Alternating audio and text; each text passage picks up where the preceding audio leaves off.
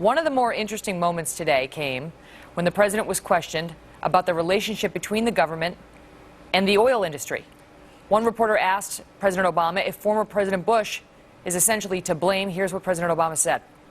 Is it fair to blame the Bush administration? Don't you deserve some of that? Well, let me just make the point that I made earlier, which is Salazar came in and started cleaning house, but the culture had not fully changed in MMS, and absolutely I take responsibility for that. There wasn't sufficient urgency in terms of the pace of how those changes needed to take place. There's no evidence that some of the corrupt practices that had taken place earlier took place under the current administration's watch. But a culture in which oil companies were able to get what they wanted without sufficient oversight and regulation, that was a real problem. Some of it was constraints of the law, as I just mentioned, but we should have busted through those constraints.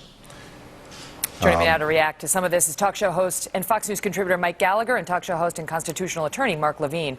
Gentlemen, that was rather extraordinary, and the president getting pressed very hard. Got some emails from our viewers, Mike, saying they expected him at some point to try to pin this in some way, shape, or form on the Bush administration. Is that what he tried to do there? It sure sounds like it, but Megan, I am so torn because on the one hand, I'm so disgusted with the blame game. I think the phrase Obama's Katrina is so repugnant because it's a reminder of what the left tried to do to George Bush over New Orleans. And I suspect that my liberal counterpart here, Mark Levine, and I are going to have a rare day of agreement where there has been way too much finger-pointing going on. And frankly, as a Bush supporter, it frustrates me to see Obama critics do the same kind of thing that people tried to do with George Bush. Now, having said that, it does seem like that answer was trying to again have Barack Obama point the finger of blame at the Bush administration to some degree. It's regrettable. All of this finger pointing is counterproductive.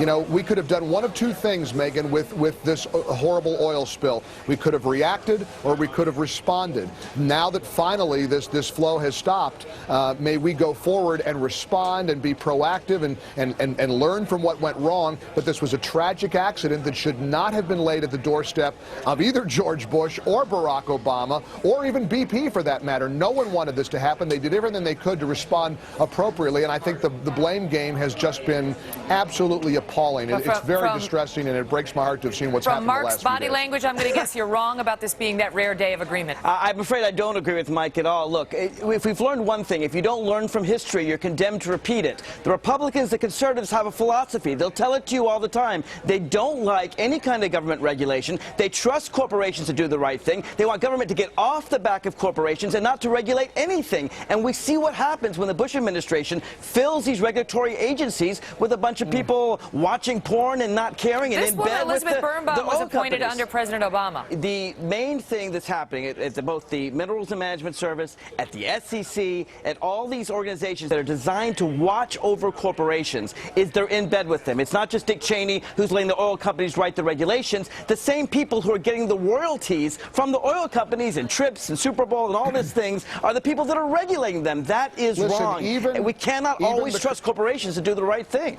Go ahead, Mike. Even the sitting president just acknowledged that he felt he dropped the ball. He's been in office for nearly 2 years, Mark. You guys have got to stop. This makes me so sad to watch you continue to blame George Bush for everything under the sun. If you guys didn't have the Bush-Cheney-Halliburton narrative, I don't know where you'd be. It's got to stop. This Mike, is not it's true. Barack. All right, listen. It's not true. I want to stand you two by, because we have a lot of folks joining us at the top of the hour. I want to stand you two by.